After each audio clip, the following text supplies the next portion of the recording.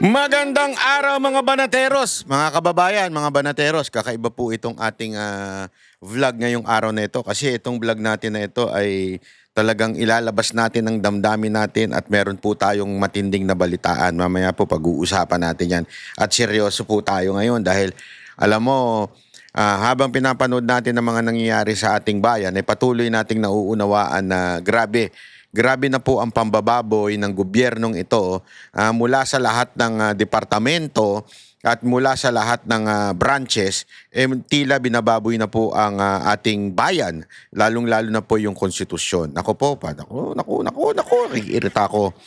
Pero pag-uusapan natin yan kasi mga kababayan, meron na rin po akong narinig at napanood kahapon actually, na napanood ko po na may isa hong grupo o samahan na talagang medyo nananawagan na. At ito ang kakaiba ho yung kanilang panawagan dahil yung kanilang panawagan po ay hindi po sa mamamayang Pilipino o hindi mismo kay VP Sara Duterte. Talagang gusto na ho nila na kumilos si VP Sara Duterte. At yan ang pag-uusapan natin kasi marami ako ichichika patungkol dun sa nangyayari sa Senado ngayon. Kitang-kita naman po natin na binababoy nila yung mga usapin patungkol dito sa konstitusyon. At yan ho ang ating focus ngayon. At bahagya lamang pong nagkaroon ng konting pause dahil nga po sa nangyaring lindol. At nakikiramay po ang ating mga kababayan at ating mga senador dito ho sa nangyari sa lindol. Pero gayon pa man, hindi ho natin pwedeng kalimutan yung issue, yung main issue sa ating bayan. Yan po ay yung pagnanakaw na bilyon-bilyon, trilyon-trilyon na pera ng itong gobyernong ito. Totoo, hindi ho natin yan pwedeng pabayaan. Pero alam mo kasi ganito yan eh. Yung sa mga nangyayari na ito, kita nyo naman, di ba, ilang beses nang pinaliwanag. Actually, napapagod na nga ang taong bayan sa paliwanag ng mga abogado na sinasabing talagang legal po ang nangyaring pagsasabi ni SP Cayetano na siya pa rin talaga ang presidente ng Senado.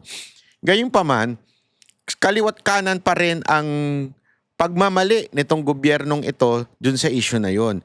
At bakit napaka-importante ho nito? Kasi nga ho, alam nyo, yung pinaglalaban ni Cayetano ay hindi naman po yung upuan, hindi naman po yung trono ang pinaglalaban niya o yung kanyang pagiging Senate President. Ang kanya pong pinaglalaban ay yung maling paggamit sa batas, maling pag-i-interpret doon sa ating mga jurisprudence. Kasi mismo yung puso nung konstitusyon, yung batas na yon, kaya nga ho dinagdagan of all its members doon sa kataga sa konstitusyon, doon sa article na yon, ay dahil po para iwasan ang panghihimasok ng executive. Kasi remember, the mere purpose of the separation of branches, co-equal branches, ang purpose po niyan ay para magkaroon ng check and balance. Kaya nga hindi pwedeng manghimasok ang executive. Kaya kahit anong sabihin po nila na, hindi, ang ina-acknowledge ng presidente, si Gatchalian at saka yung kanyang BBM senators, hindi pwede. There is a separation. Hindi rin pwedeng kahit yung mga IBP, mga media, mga department sa pamahalaan. Kasi ngayon, di ba, meron ako napanood si Bayot Napalsis. Sabi ba naman niya, parang yung land bank daw at iba pa mga departamento, ang kanilang ina-acknowledge na si Gatchalian, yung kanyang BBM senators, hindi ho pwede. Hindi talaga pwede yun. Kasi nga, because the separation of the branches of the government. Bakit ho? Kasi kung ang sasabihin nating basihan natin o yung denominator natin ay maaaring palitan, maaring palitan, ang gagawin na lang po ng gobyerno, dudukutin at kakasuhan yung mga senador na hindi nila kaalyado. Yan ang pinoproteksyonan ng konstitusyon. Remember, the 1987 Constitution was made because of Marcos Sr. dictatorship. Yan ang isa sa dahilan kung bakit nagawa ang 1987 Constitution. That revolution that happened in EDSA, therefore, yan o ang isang damdamin at puso ng ating konstitusyon. Para hindi na maulit yung pang-aabuso. Ngayon na nakikita natin mga kababayan na tila ang gagawin lang nila kakasuhan ng lahat ng kalaban at kritiko ng gobyerno at mga hindi sumusunod sa gobyerno, kakasuhan nila para mabawasan ang total member of the Senate, di pwede na mabago ang lahat dyan. Hindi lamang po yung quorum, hindi lamang po yung pagpapalit ng mga chairmanship sa mga komite sa Senado na nag-iimbestiga ng katiwalian ng executive. Sila nga nag-check and balance eh. So ano ginawa nitong demonyong gobyerno natin? Kinasuhan ng kinasuhan yung mga kalaban. At dahil sa pagkaso na yon, nakakancel sila sa bilang. So imagine niyo na lang, kung gusto nilang makonvict si VP Sara Duterte, ipakukulong nilang karamihan sa legit o lehitimong Cayetano Black. Kakansilayin nila yan. Gagawin nila dyan is ipakukulong si Marcoleta, ipakukulong. Ngayon, ladies and gentlemen, may nabalitaan ako. Ipakukulong na rin si SP Cayetano. Isasama na rin po ang si Robin Padilla. Susunod si Bongo sa ICC. Para talagang bumaba ang numero at sabihin nila to be able to convict VP Sara Duterte sa impeachment ay okay lang ang 12.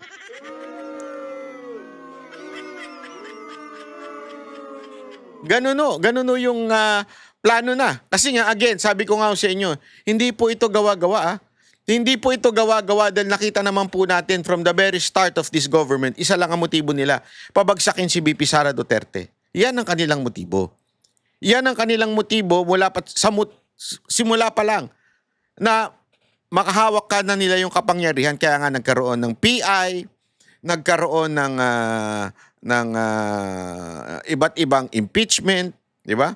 At maging yung latest nga, yung CONAS. Even sa CONAS, ladies and gentlemen, apektado yan pag napalitan nila yung 24. Kasi di ba doon sa CONAS, magbobotohan din yan. Number games din yan. So kung napalitan nila ang nakalagay sa konstitusyon, kailangan alam ko is 2/3. Oh. So each house. 'Di ba? Yun yung pinagdatalunan ngayon.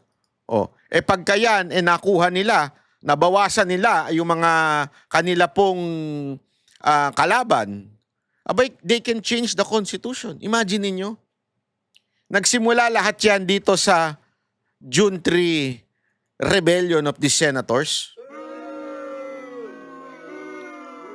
Kaya alam mo, napakaganda ng ginagawa po ni Senate President Cayetano dahil pinaglalaban niya ho ito.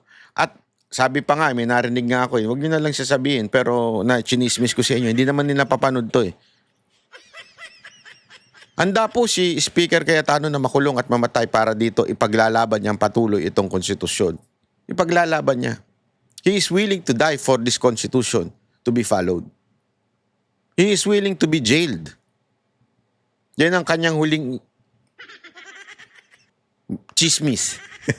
Chismis lang yan. Pero yan po isa sa mga nadinig po natin.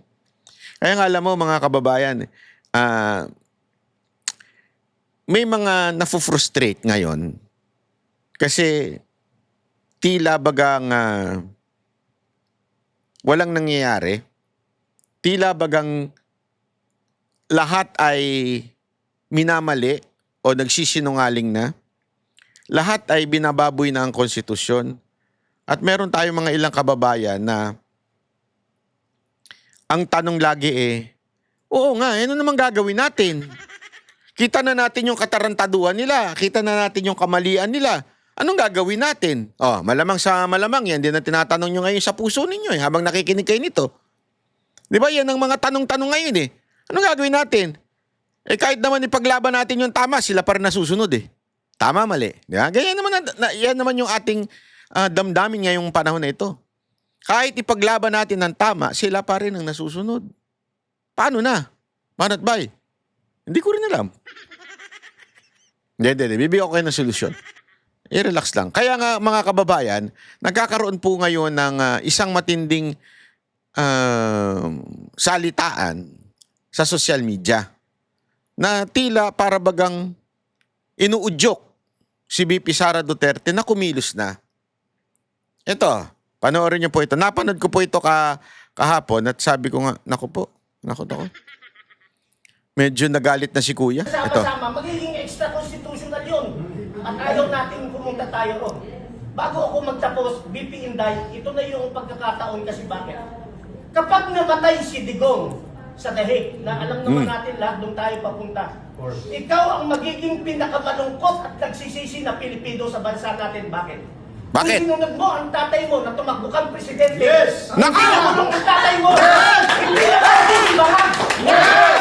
You owe it to the people! Correct. BP Galit na galit si Kuya. Nadala ako dun Nadala ako dun.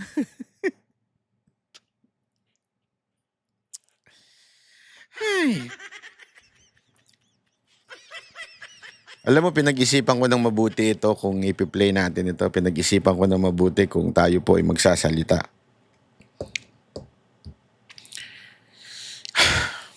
Pero medyo tama si Sir eh. Tama si Sir eh. Pero tulad naman na sinabi ni VP Sara Duterte, naintindihan naman niya. Kaya nga 'di ba, kaya nga siya tatakbong presidente dahil itatama niya yung mali na nagawa niya. Aminado naman siya, tumingin naman siya ng sorry sa taong bayan. Kaya lang siguro out of frustration ni Sir, ni Kuya, out of frustration sa mga nangyayari at hindi na makapag-antay na sa 2028, kaya siguro yung damdamin niya ano mo yun, talagang sumasabog na. Kasi marami sa atin, marami ko nakakausap na ganyan eh. Sa totoo lang, ito, this is true Marami kong nakakausap at yan ang sinasabi nila. Kasi naman, banat ba kaya naman namin binoto talaga si Marcos dahil naman kay Inday. Kung hindi naman niya, sana nga siya na lang tumakbo nun di ba? Kung siya siguro tumakbo, hindi tayo mapupunta sa ganitong kalalagayan Hindi sana mawawala yung trilyon-trilyon yung mga bilyon-bilyon na ninakaw nila sa flood control. Hindi kasi, totoo lang po, grabe ho ang honest. Sobra pong higpit ni VP Sara pagpapatakbo ng gobyerno ng Davao. Ay, grabe ho. Dami ko nabalitaan dyan Talagang pag si VP Sara Duterte nagpatakbo ng Davao, nangangatog pa yung mga tauhan dyan dahil kailangan sigurado talaga lahat ng pera ng local government o ng Davao City ay napupunta sa tama. Kaya meron talagang punto si Sir na at pati yung mga nakakausap ko na sinasabi na siguro hindi tayo nanakawan ng ganito kung tumakbong presidente si VP Sara Duterte. Kasi alam niyo, sure win yun noong time na yun. Sure win ho yun. Sure win ho yan. Kahit sino pa lumaban noong time na yun.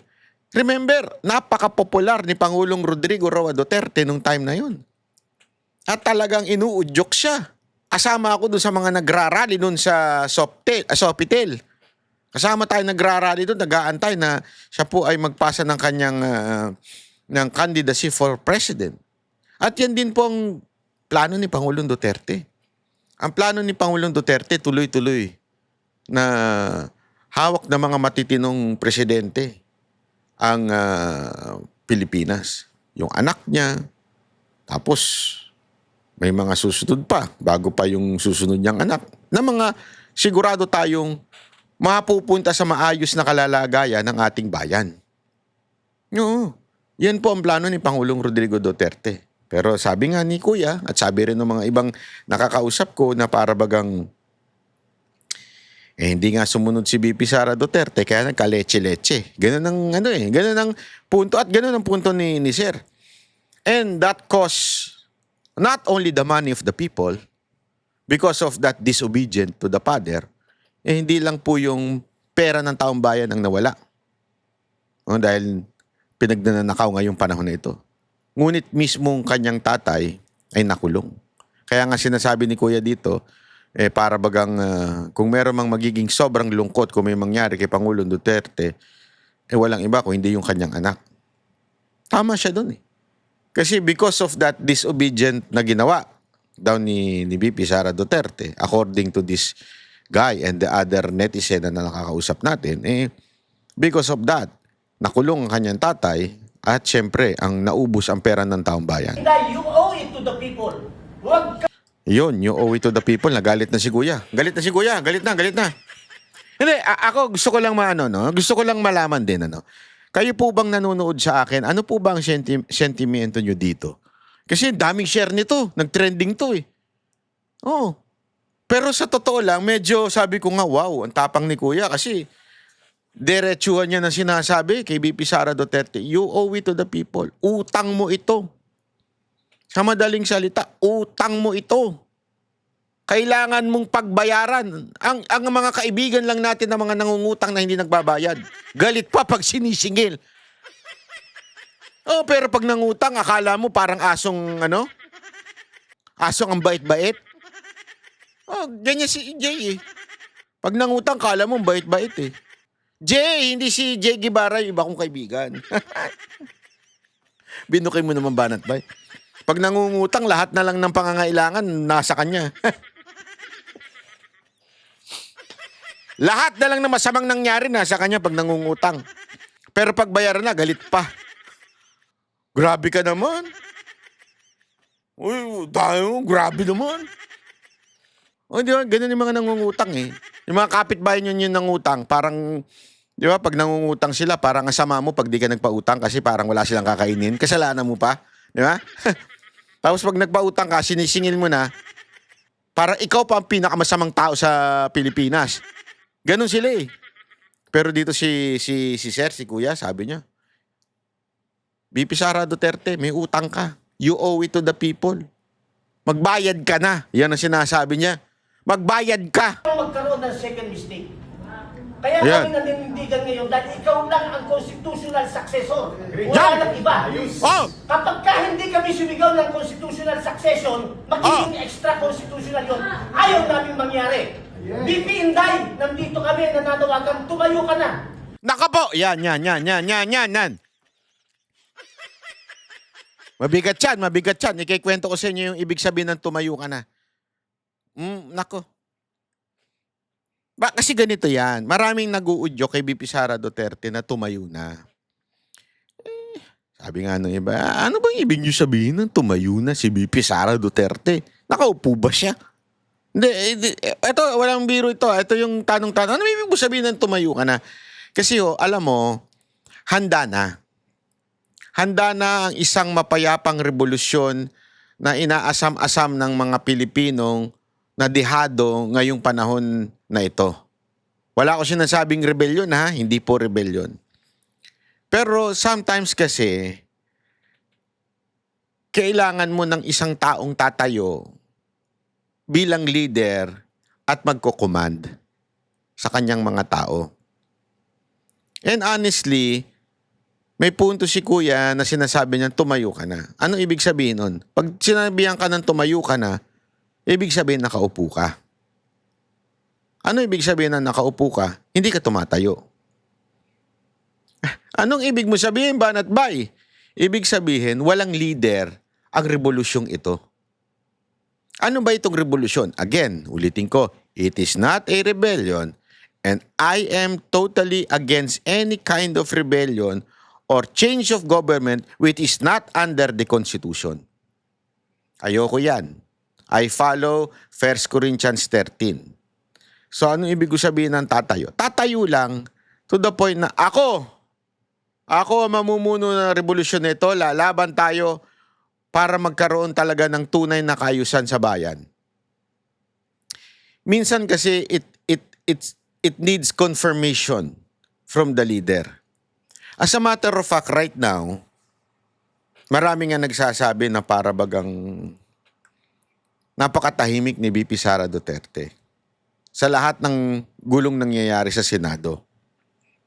Sa gitna ng Although hindi naman siya pwedeng makialam, pero katulad nung statement na ipaparinig ko sa inyo, medyo nalamyaan ang mga Pilipino dito sa statement ni VP Sara Duterte pagdating sa Senado. Kaya nga may mga nagsasabi na para bagang ang nangyayaring nakikita pa nilang leader na lumalaban ngayon ay walang iba kung hindi si Cayetano. Yun ang nadidinig ko, ha. As a matter of fact, nakikita ko yan sa social media. Pag nag-live si Cayetano, ay grabe talaga. Alam mo yun na parang wow, hindi ito nangyayari before. Kaya nga tama din yung sinasabi niyang hawak ko ang beat. Totoo. We are all waiting for someone to stand up for this fight. Kasi whether you like it or not, ang lahat ng mga Pilipino ngayon, naghahanap na isang leader na tatayo at lalabanan itong gobyerno to. Legal na paraan. Lilinawin uli natin, ha? Legal na paraan upang labanan itong gobyernong nang aabuso sa atin. Itong gobyernong nagsasabi ng kung ano-anong bagay na kasinungalingan at gumagawa ng hakbang para gipitin ang mga Pilipino. And every one of us is looking for someone to stand up for us. And we're actually expecting VP Sara to do it. Totoo lang. Every one of us expecting VP Sara Duterte to do it. Kaya lang, marami nga nagsasabi. Actually, hindi ko lang ito isang beses narinig eh. Ang dami ko nang naririnig. Kahit nga ho yung walang papel sa politika. Ibig sabihin yung hindi namumulitika, hindi mahilig sa politika. Ang laging tanong sa akin, ano ba kasi ginagawa ni VP Sara Duterte sa mga gulo na to? Ba't di siya nagbibigay ng statement, lumalaban, nagsasalita, ipinaglalaban ang mga senador na supposedly lumalaban for the Constitution at kasi ito ang problema. Okay? Ipapaliwanag ko lang sa inyo, bakit kailangan? Someone has to unite yung mga frustrated Filipinos. Bakit? Kasi the enemy of the state o the enemy of the people united. Imaginein mo, pula, dilaw, pinklawan, at mga teroristang mga makakaliwa ay united. They are united against the Duterte. Against dito sa paksyon ni Cayetano. Every one of them, they are united. When they talk, they speak one language. That's how united they are. Kahit nga yung dating Marcos, galit sa Marcos, ngayon kainsuka na eh. Marcos na rin sila, di ba? So, ganun sila ka-united. Kaya rin minsan, tila hindi nagtatagumpay yung ating pinaglalaban, lalo na parang nagrarally. Alam niyo kung bakit?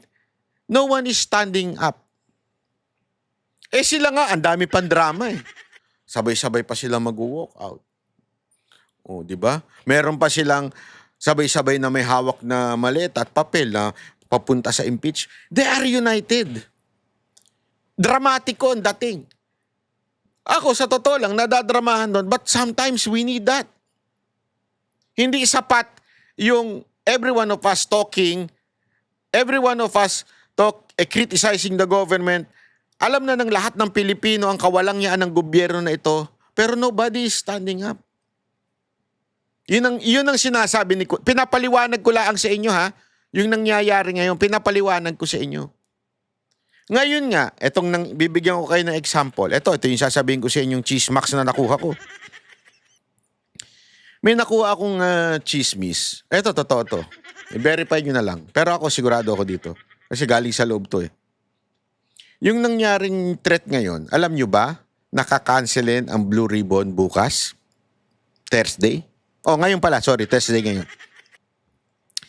Kakancelin ang Blue Ribbon ngayong araw na ito dahil doon sa threat na sinasabi ng Gatchalian Black. Gumawa-gawa sila ng threat kuno para bantayan. Puno na ng pulis sa Senado. Binabantayan na. At ito matindi. Gusto nyo ng balita? Ito totoo. Hindi pinapapasok ang staff ni Bato.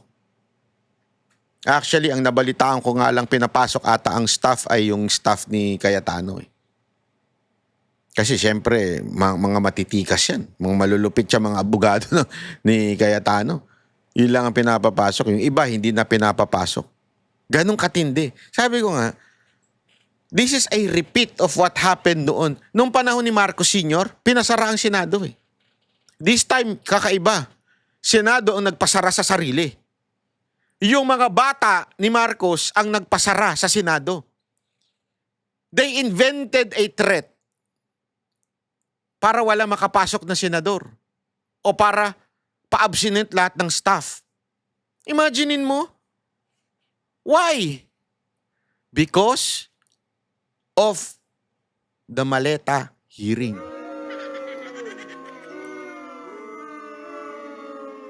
So, cancel na po yung Blue Ribbon today because of that quote-unquote threat. Ang lupit, di ba? Ano pa ang tawag mo dyan? Undeclared martial law na yan eh. Talagang, alam mo yun, supposedly, the Senate is the last option of the Filipino people.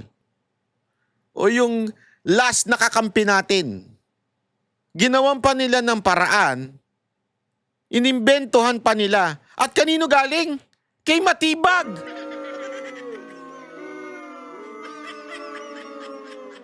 Sana man lang kung ang nagsabi galing sa National Intelligence Commission, ano ba yun? Yung NICA. Yung meron kasi, alam mo, ang intelligence community sa pamahalaan, marami yan. Sa military na nga lang, napakarami ng ano dyan, ng mga department na intelligence magkakaiba. Sa police, meron din yan. Okay? Meron din sa NBI. Lahat yan. Sa Office of the President, may sarili silang intelligence. Tapos, meron nag-unite. Ito yung NICA. Okay? Na departamento rin sa gobyerno. Yan yung pinaka-main intelligence. Hindi man lang galing doon. Kanino galing? Kay Matibag. Na alam naman natin, hindi investigador ko, hindi propagandista. Siya nga yung panay angkas. Ito bakit ka maniniwala sa isang tao na napakasinungaling? Sinabi niya walang NBI doon, eventually, inamin niya na may NBI doon. Sinabi niya na walang barel, eventually may lumabas na may barel. Yung mga NBI. Lahat puro kasinungalingan ng kanyang sinabi. Tapos gusto nyo maniwala tayo na may threat dahil sinabi lang niya? Sino ba nagsabi nun? Baka sa 10 sinabi niyan, 100 ng mali kasinungalingan Tapos doon tayo maniniwala. And because of that,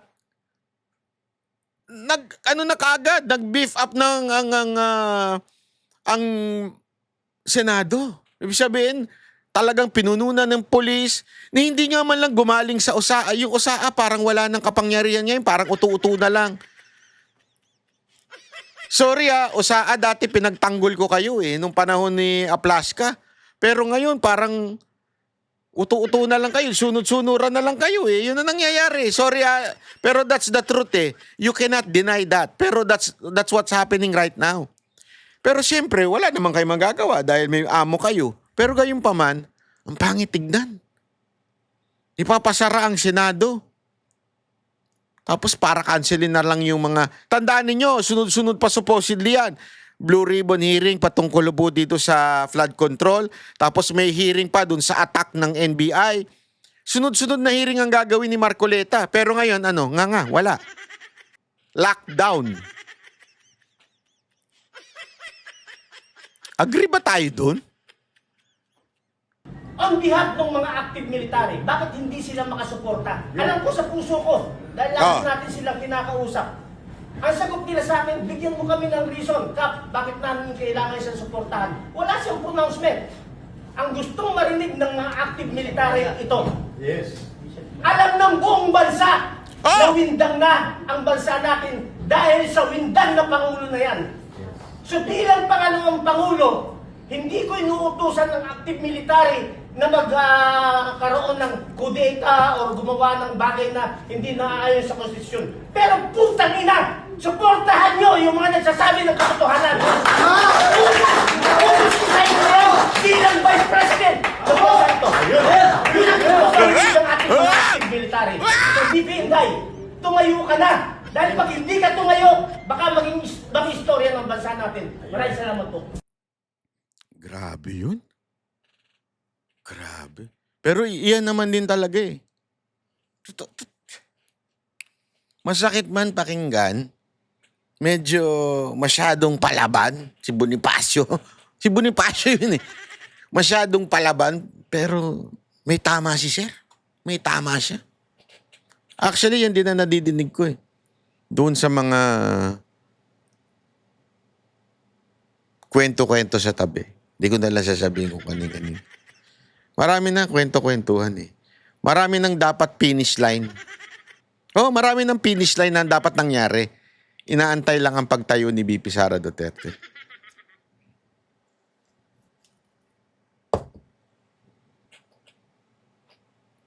Yun lang. Gusto ko lang sabihin.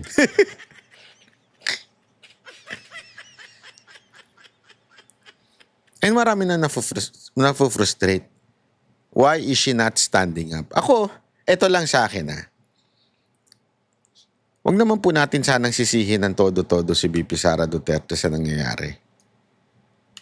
Meron din tayong fault eh. Akin lang po ito ha. Huwag ko kayo magagalit ha.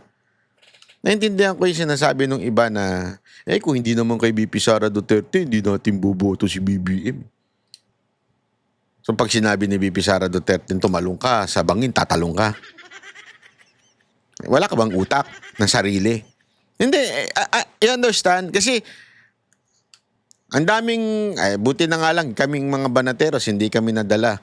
Si Jack lang ang nagmarko sa amin nun eh. Pero the rest of us, hindi kami talaga nadala kay Marcos eh. Pinanindigan namin.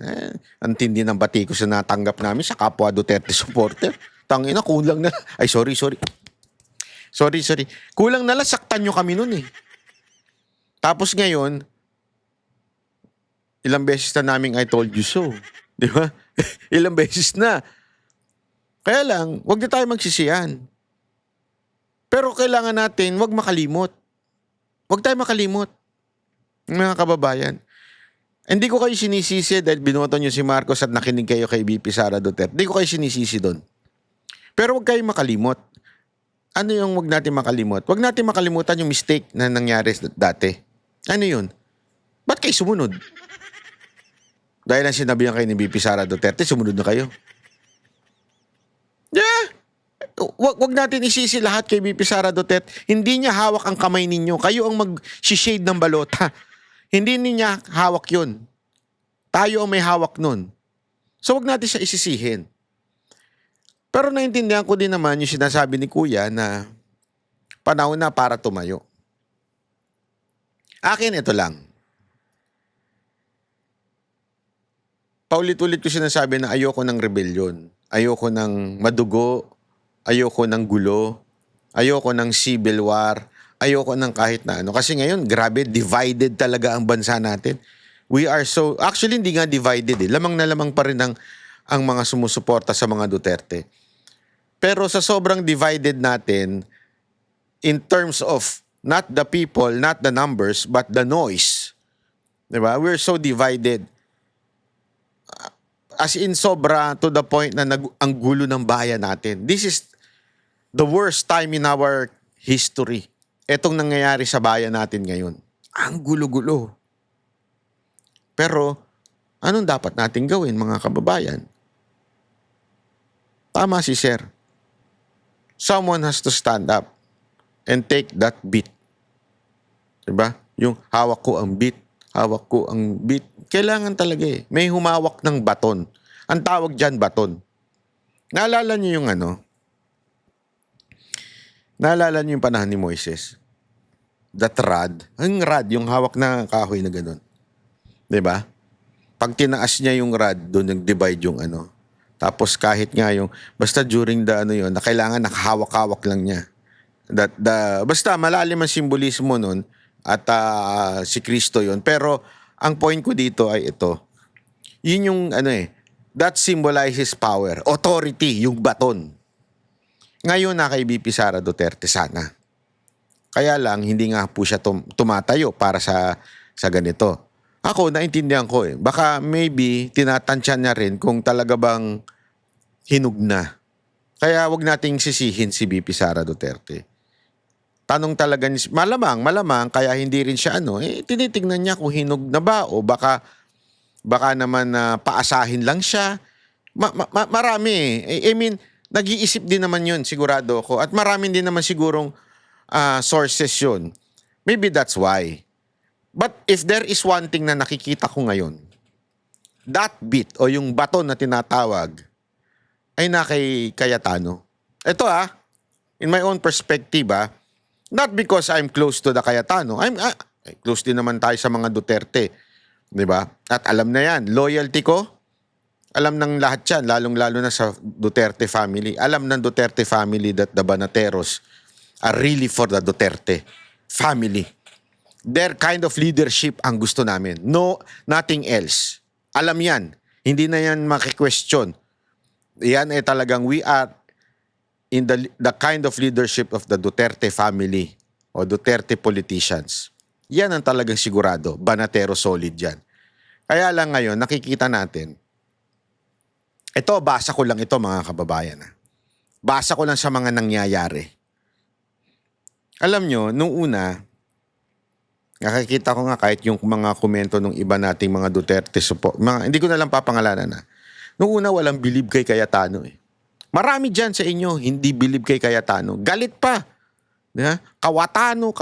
Galit na galit kayo kay Cayetano nun Pero nakita ninyo kung paano naging tapat si Cayetano sa kanyang sinabing, I will never leave Duterte, ever. Siya lang ang talagang lumaban ng todo Could you just imagine, most of Duterte's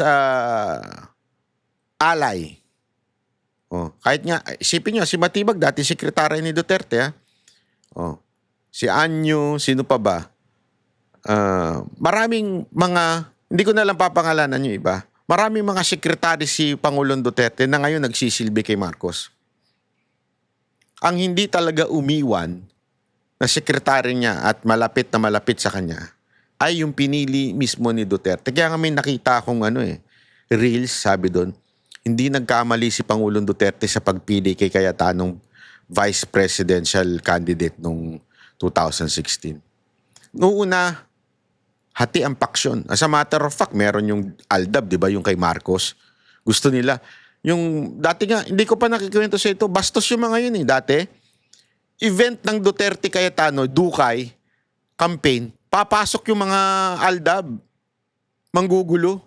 Sasaksak sila pagpipilitan nila si Marcos ang vice president. Diba, naalala nyo, nagkaroon pa ng issue yan noon? Doon sa rally, hindi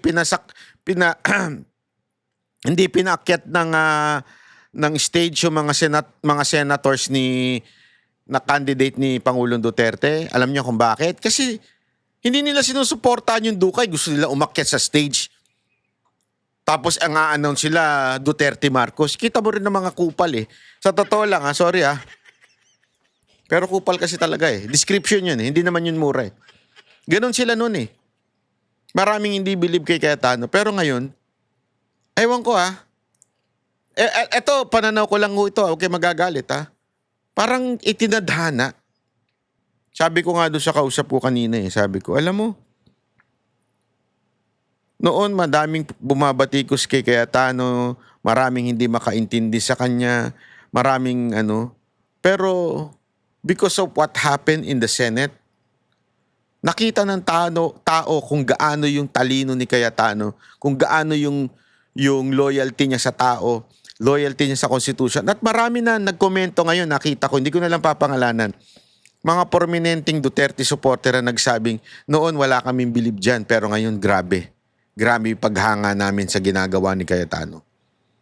Alam mo, sa totoo lang, doon ko na-realize na God moved in a mysterious way. Kasi noon, eto wag kayo magagalit Lalo na kahit yung mga nasa kampo ni Cayetano. pilit na mag-live, wala naman nakikinig masyado. Sorry ha. Di ba may programa pa nga siya? Ang tiyaga nila, programa sila. Pero halos wala namang masyadong ganun kadaming nanonood. Tama, mali. Ewan ko kung na-observe niya yun. Kasi nakapalo ko dun eh. Naka-observe ko yun. Sabi ko, kung ano na lang ginagawa nila sa talk show nila, wala naman nanonood masyado. Tapos all of a sudden twist of events, pag nag-live si Cayetano, wapak! Wapak talaga! Sabi ko, wow! Dinaig niya pa talaga yung, alam mo yung sabi ko, wow, meron talagang paraan ng Diyos para iangat ang isang tao eh. At paano mo mangyayari yan? Through hardship. Through trials.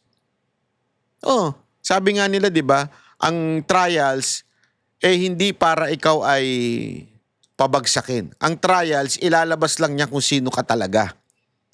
Para bagang apoy yan eh. Ang ginto, pag idinaan mo sa apoy, dun mo malalaman talaga kung ilang karat yan. 24 ba yan? 18 ba yan? O baka 5 karat lang yan? O baka naman tanso yan? Yun totoo eh. Yun nangyari sa Senado. Lumabas yung ako, ang wish ko talagang tumayo si VP Sara Duterte. Pero kung hindi sana tatayo si VP Sara Duterte, sana naman tumayo si Cayetano. Again I am not for Cayetano. I am really a Duterte supporter from the very beginning. Pero since this is the call of time, I hope that he would stand and take that beat. Hawakan mo talaga yung beat. Di ba?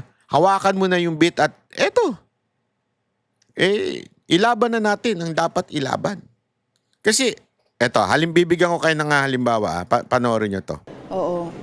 Yung kaguluhan sa Senado ay nagsasalamin ng leadership ng administrasyon. Yung kaguluhan at kawalang direksyon ng ating bansa ay nagsasalamin ng kung ano yung klase ng leadership meron ang nakaupo sa palasyo at ng ating administrasyon. Dahil lahat naman ng tao nagre-recognize sila ng kung ano yung direksyon ng isang leader. Pero kapag wala yung direksyon, wala yung vision, ay nagkakanya-kanya talaga ang mga tao. Yan yung nakikita natin hindi lang sa Senado, but sa buong bansa. Sa dalawang Senate President, si Acting Lingga Chile at si Simons kanina. Wala akong individual na mensahe para sa ating mga miyembro ng Senado. Pero dahil sila ay hindi dalawang grupo kundi isang institusyon, ay dapat pag-usapan noong 24 kasama yung mga nakulong kasama yung nagtatago kung ano ba dapat ang prioridad ng kanilang institusyon at ano yung kanilang trabaho na naaayon sa ating saligang batas. Para sa iyo, legal ba yung naging quorum ng Gatchalian Bill?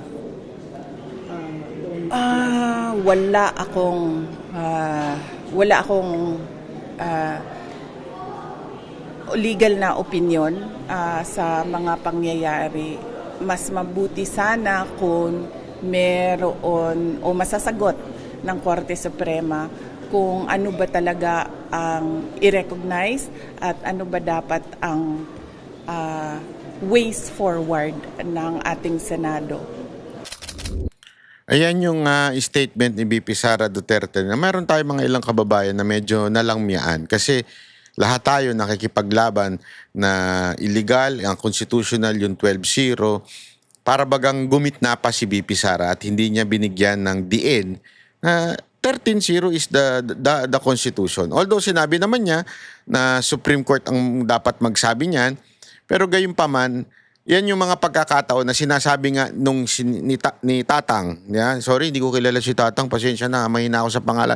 Malamang nakasama ko na ito pero dahil sa hina ng aking memory sa pangalan, talaga makakalimutan ko. Pagpasensya na po. Pero tulad nga na sinabi ni tatay, na para bagang, ito yung mga pagkakataon na kailangan may tumayo.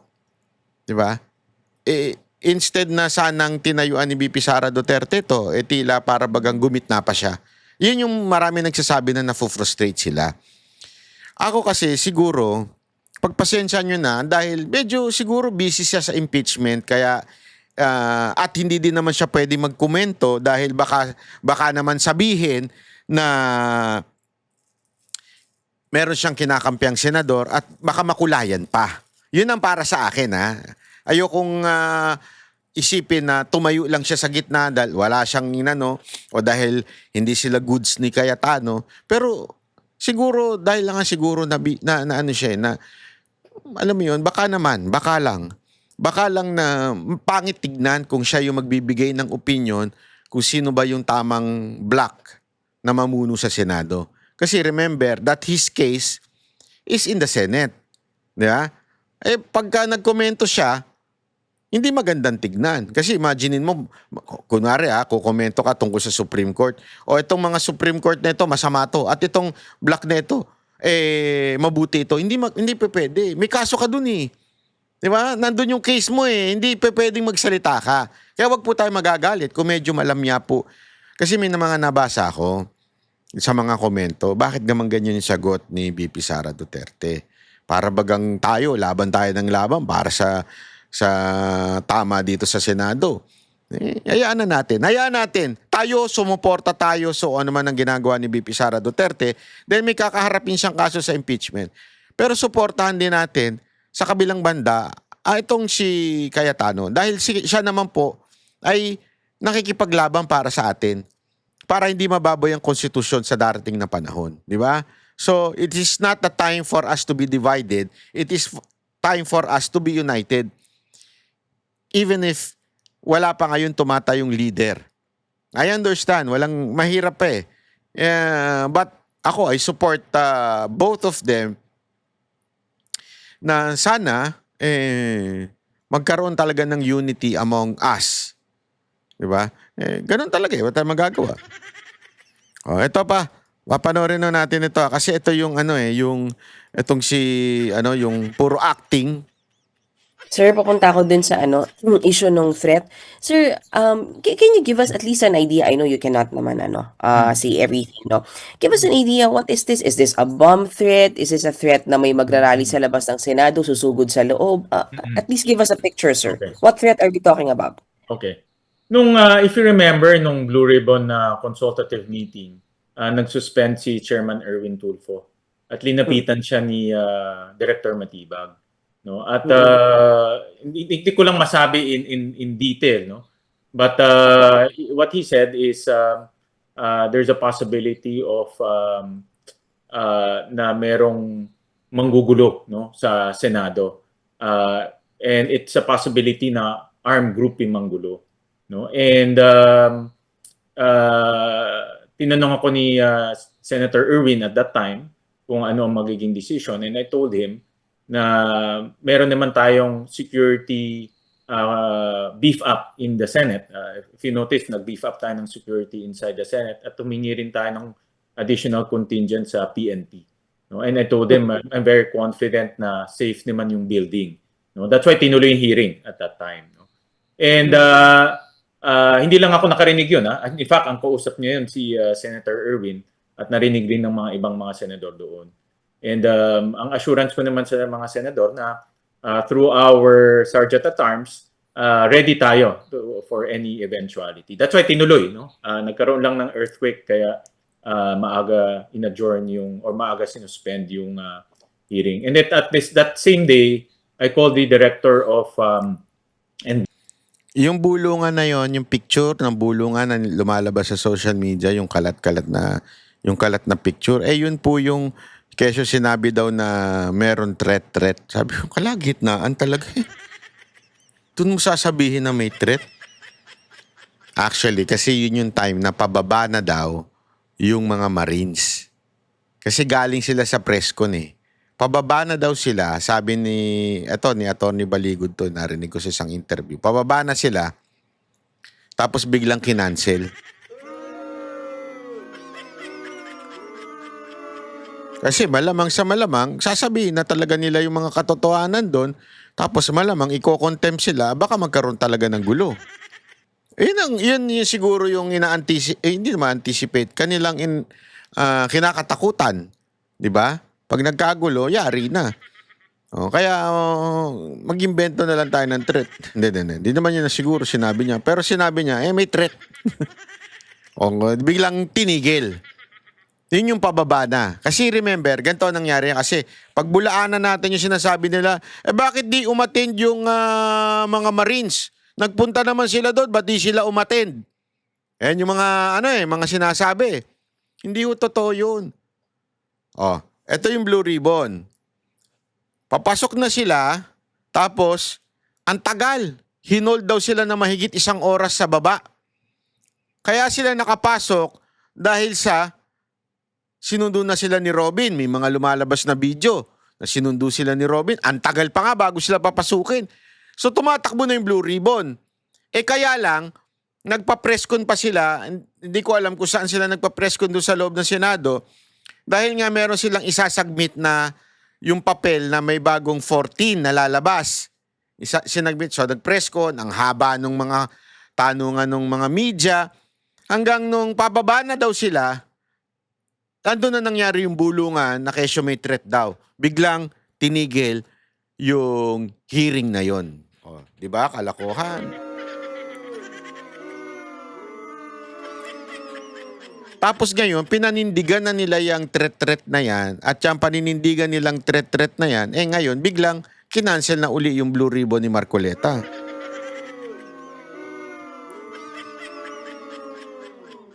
Tingnan ninyo. Baka mamaya in the future, baka sabihin nila, ang cause of delay ng impeachment ay itong sila Cayetano. Tingnan nyo, Kasi lahat ng gusto nilang kwento, ikikwento nila . Di ba? Ikikwento nila kasi hawak nila ang, hindi bit, media. Kung si Cayetano hawak ang bit, etong mga Senate of the Malacanang ay hawak naman ang media. So kahit anong kasinungalingan ang kanila pong sabihin, sila ho ay papanigan na media at yun ang pauulit-ulitin. Ulit na nga natin sinasabi na pag ang isang bagay na kasinungalingan ay paulit-ulit, yan po ay mumukhang totoo na. So yan ang paulit-ulit nila Sinasabi, may threat. Pero wala naman tayo nakikitang threat. Gumawa-gawa kayo ng threat nyo. Asan ang threat? Di ba? Hindi ko talaga alam Para ma-cancel yung mga hearing supposedly, yung pag-atake ng NBI, yung hearing ng flood control. Ano pa? Gusto nyong cancelin?